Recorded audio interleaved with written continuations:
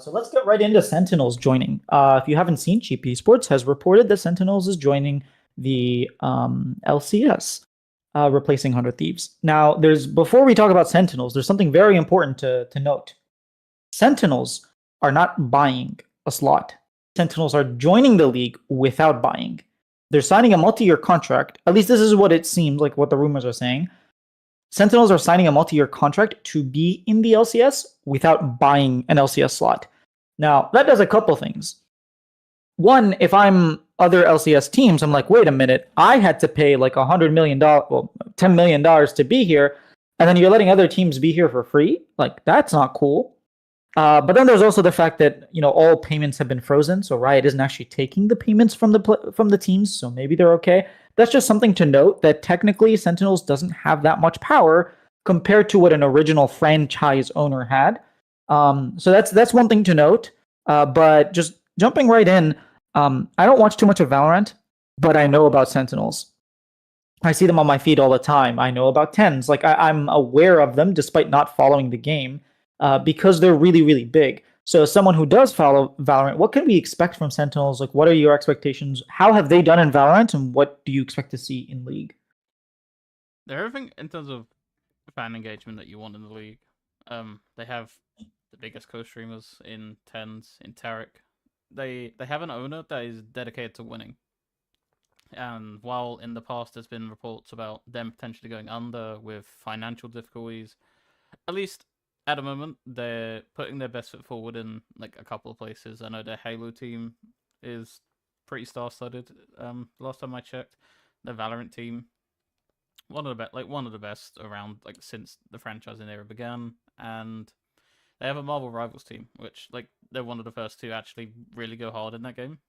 They have quite the rivalry of 100 Thieves, who is ironically the team that they're replacing in the in the LCS. Oh, So that's perfect.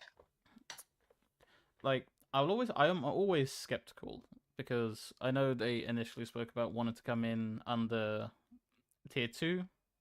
Obviously, I think at the time that it wasn't like known whether they were going to get that LCS slot, so perhaps they were just playing it safe, like in the event that they don't get the main slot. But I I think this is one of the best choices out there.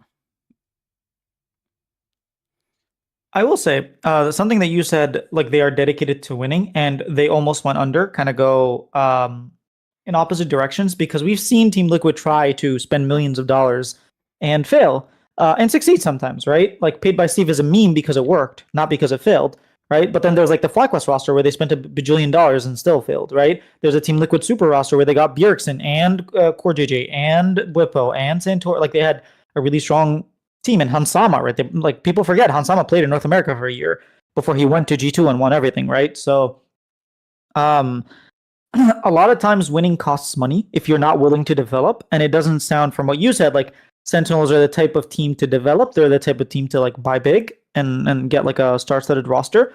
And in League of Legends, at least, that doesn't work too often. They have a mixture of both. They are preparing for the future in Valorant. They have this I can't remember his name, but they have this absolutely cracked kid waiting in the wings. Like he played in their tier 2 team.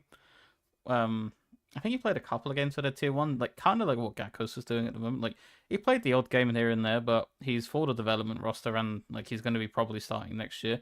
They care when I say care like dedicated to winning.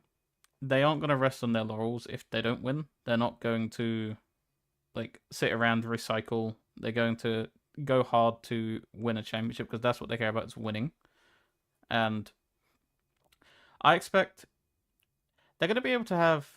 I don't know. Like we don't know really like their full financial power, but what I can tell you is they are going to put everything into marketing themselves. So even if they can't offer the most lucrative contracts to players, they're definitely going to be giving you the social numbers. And while obviously like for the Skies it hasn't worked out too much in terms of like they did bring that when they first came in they had that like big presence socially, but like they couldn't attract the players that you would think. So obviously it's very financially difficult to run a tier 1 team. But I suspect if they're coming into the scene firstly without paying, which I think other teams need to be looking at that and saying, right, what the hell? Like, where's my piece of this pie? Um, but I do think they're gonna attract some names, and it's gonna be interesting to see how the offseason comes out with a lot of star players not under contract at the end of Worlds. Yeah, the other thing I will say, this is like another step in the things that we wanted from from Riot Games North America. We wanted the LCS back. They gave us the LCS back. We wanted more World Seeds. They gave us more World Seeds. Honestly, they gave us MSI. I wasn't even asking for MSI. And we wanted better teams in, and we got Sentinels. And I'm very happy with, like I said, I don't watch too much Valorant, but the fact that I already know about Sentinels is a really good thing, because it means that they're good at marketing, and I think that's a huge W. Later on, we're gonna have a little short that I want to play live on stream and talk about it, because it's something that Riot Games understands, but for some reason it's not done in North American League of Legends by the teams, by the players, and stuff like that. So I think having a team that is focused on like marketing and the numbers is very important to them is very important in North America, because our numbers suck. So yeah, we'll get to that.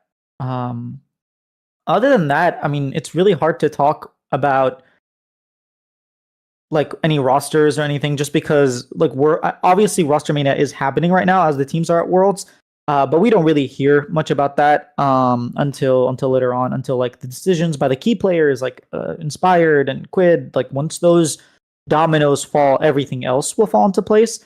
But for now, yeah, I'm happy with the selection. It's I'm glad it wasn't like another Immortals or something. And I think North America is looking brighter and brighter by the day. I actually have I think it was one of the questions we had. I kind of want to like, because we had like quite a few this week, I want to kind of like embed them into our thing. And it's actually from Stones, who says, in regards to Sentinels and knowing how they run their Val team, do you think Rob Moore is going to throw a bunch of money at a roster and get a big start in the LCS? I don't know too much about Rob Moore, so I can't really answer that question. I can say what I want, but I can't necessarily say what I like expectations for them. You might know a little bit more, so what do you think?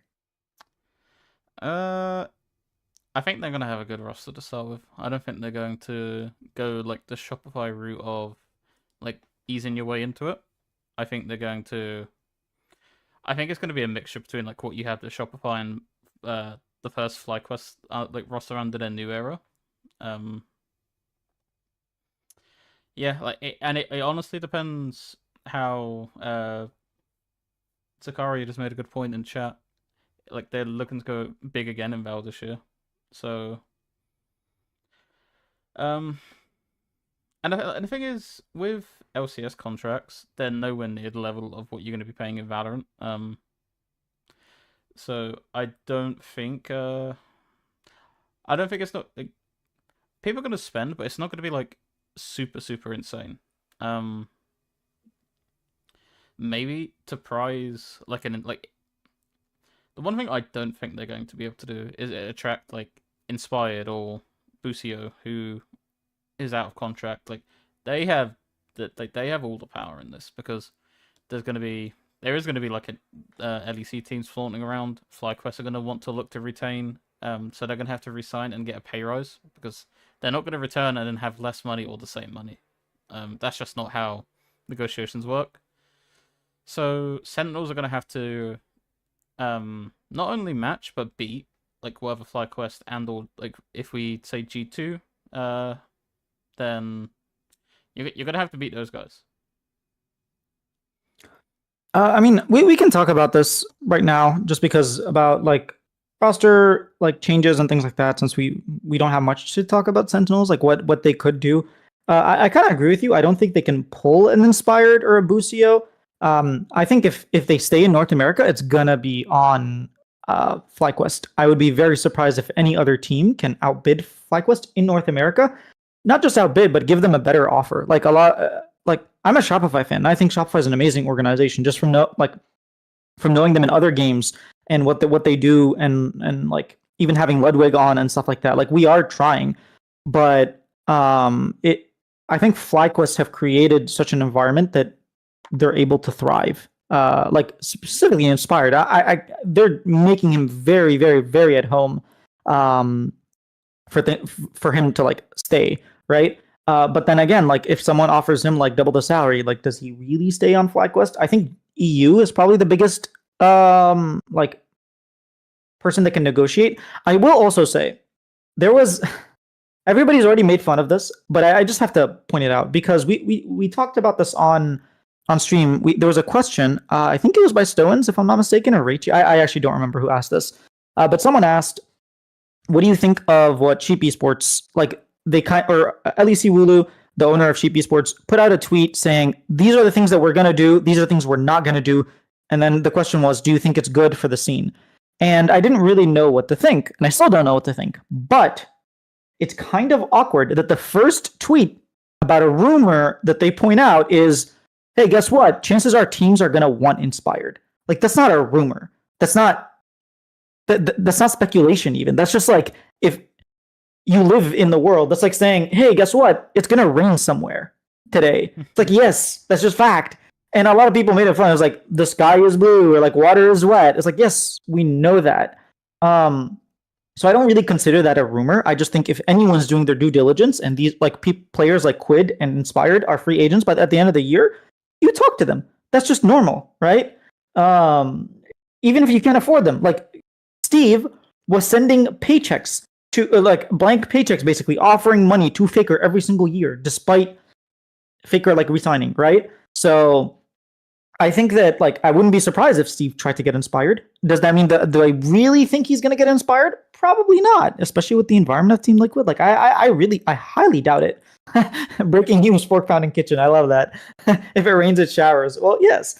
So yeah, I don't know what's gonna happen. I would actually wait a little bit and see what happens during the World Championship. Because I think if G2 have a really good World Championship, do they really want Inspired? Maybe, maybe not.